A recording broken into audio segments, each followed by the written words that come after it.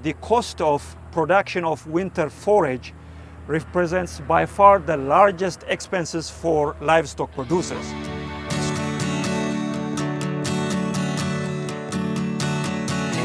Well, today we're with Dr. Hurisso at Lincoln University, and we're with a very exciting and new project. Solar corridor cropping system project. The cost of production of winter forage represents by far the largest expenses for livestock producers. We want to come up with a system that's more affordable and accessible for most producers. Yeah, rather than putting up hay, you can do winter grazing. Yes. So when we talk about solar corridor, it is a planting arrangement where you have a primary crop grown at a larger spacing.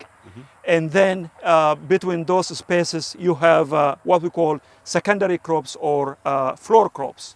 Okay, so in our case here, the primary crop is grain sorghum, which is an energy source. And then the secondary crop, which is in between those solar corridors, is the cowpea or forage soybean. So that's a protein source. It's very important.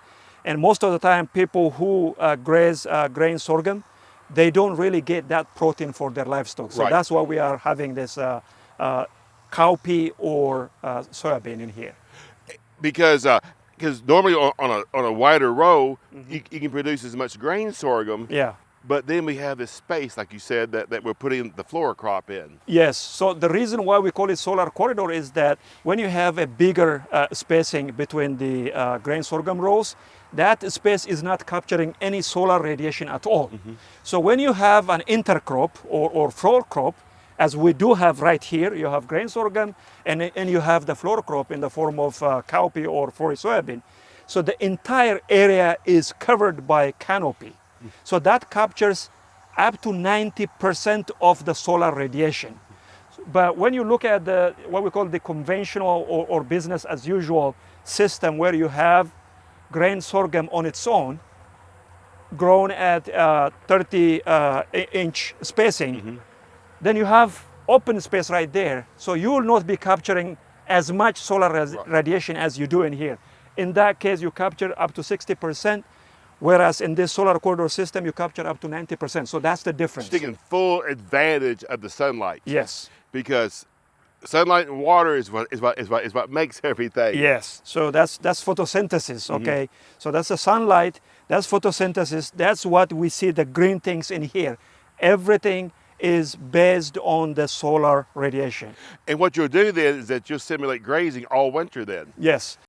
People can start grazing as early as July, for example, and go all the way to winter time. Right, and what we've shown is the quality stays the same all winter. Yeah, so that's very interesting observation we have seen so far, is that the quality doesn't start going down until late winter. So that's really great. And it really fills that niche for farmers that they can do this. And what's neat is that you have organic here and you have mostly small ruminant type research. Yes. We could do it on that, or we could do it like with sheep, or we could do it with cattle. Large, yeah. So that's a good point. So right now here at L&T Busby Organic Research Farm, we are not doing grazing. So what we are doing is we are harvesting these systems multiple times to simulate grazing. But going forward, we are thinking about bringing in livestock, like you said, small ruminants here at L&T Busby Farm, organic certified farm, versus larger animals somewhere else. Right, right.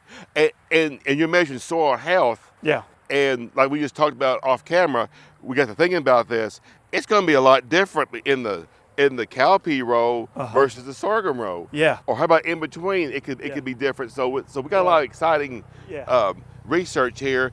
And if we can improve the soil health, that means, like you said in other videos, we can improve soil aeration, water infiltration, water holding capacity, and increase our yield. So that's another very important point. So the system is intended not only for providing winter forage for livestock, but also improving the soil health as well, which is very important, because once you bring livestock into the system, so there is that issue of maybe compaction. But when you have this, system where you have, high energy crop versus high protein, so we expect to see a better soil structure. So that improves aeration, that improves soil microorganisms, and overall soil health. Because you were saying often legumes, Yeah. it's almost a flash Yes.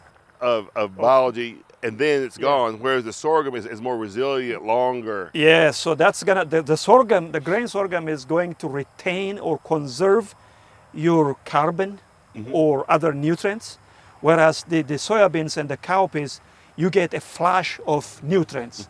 That's for short-term soil fertility, but the having this grain sorghum component in there helps to preserve the soil health for a long period of time. And this fits with precision agriculture. For you could easily just shift this over 30 inches next year and have your sorghum right here, where the cowpea was. So you have a crop rotation within your field. Yes, so that's the whole idea of this experiment. So this year you have grain sorghum in this row, you have cowpea in this row, but next year we switch. Right. So that's so it's a mini rotation right here. And that's you off camera we were talking about how good it looks this year, the second year. Yeah. And I didn't think about that. It could be because of the rotation. Yeah. We got the rotation effect now. Yes. That we're starting to see. It could be. It could be. We'll be analyzing the data because we'll be taking soil samples from the grain sorghum row versus the cowpea and soybean.